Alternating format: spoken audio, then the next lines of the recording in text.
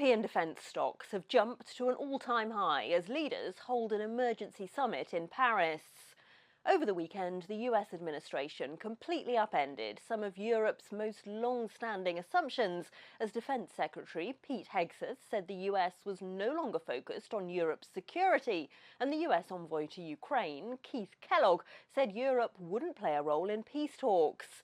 At today's summit of European leaders, talk has shifted from whether the continent needs a steep increase in defence spending to how much and how soon, and that is boosting defence companies like Rheinmetall and BAE Systems. Joachim Klement is Managing Director for Strategy at Panmure Liberum. Joachim, increasing Europe's defence spending to as much as 5% of GDP will cost a lot of money, won't it? According to S&P Global, $875 billion a year. So what would that mean for the economy? Well, it would obviously be very good for economic growth across the European Union. We don't exactly know what the so-called fiscal multiplier for defense spending is because we don't know where that spending will go, how much of it will go to US defense contractors, etc. But without a doubt, it is above 0.5, meaning for every euro spent on defense, more than 50 cents of additional GDP output. You did just say we don't know where that money would go, but which European firms are you expecting to benefit? In the short term, we think that Rheinmetall and Saab are the clear winners. They are also the ones that gain the most today because their product range is more short cycle and early cycle, whether we're talking about tanks, artillery guns, and ammunition. In the long term, over the next 3 to 5 years, and we are convinced that we are in a defense super cycle that is going to last longer than just the next 3 to 5 years. We prefer BAE Systems, which has a very attractive product shelf that is more mid-cycle to longer cycle. Another candidate, which is also doing really well today, is Leonardo.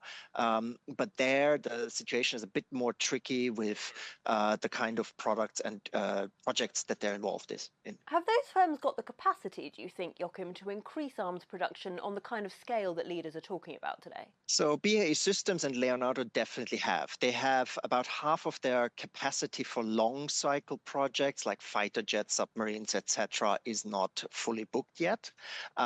With Rheinmetall, Saab, these short cycle things, it is much, much more difficult. Rheinmetall has already for years now borrowed employees from tire maker Continental in Germany because they just couldn't find the workers and the factory space to create or build all those ammunitions, artillery guns, and tanks that they needed in the Ukraine war so far. And that is only going to get worse now. This increase in defence spending, of course, means extra government borrowing. Do you think it will make bond traders nervous? To be honest, I don't think so, for several reasons. The question now, of course, is how do we get more deficit spending in the European Union? Is it going to be that the European Union kind of creates an emergency budget or lifts its stability and growth-backed restrictions? That would be a one-off boost. To me, a much more sustainable and much better way to do it is to issue Euro bonds like during the COVID pandemic, when Europe issued additional 1 trillion in Euro bonds to finance the reaction to that. I think that is the right way forward because it allows you to get a lot of money, and it is clear to bond investors that that money isn't going to be spent on frivolous government consumption, but on actual things that are creating future growth on the one hand and sustaining the security of Europe and the European Union overall. So I think the bond markets will be understanding that this is a necessary deficit spending, just like during the COVID pandemic. Do you think then that markets should be pricing in that governments that have historically been very reluctant, particularly, of course, I'm thinking of Germany, will be taking on more debt to pay for this? Well, we will have to see what the outcome is of the German election next Sunday. But as it stands, the conservative Christian Democrats will get into power, and they're very, very open to additional deficits, defense spending, and so I think in particular the resistance from Germany will lessen. and then it is mostly about other fiscally conservative nations like Sweden, like the Netherlands, that we have to get on board. But I think it will be doable. That was Joachim Klement of Panmure Liberum. Don't forget, you can watch more videos on Reuters.com.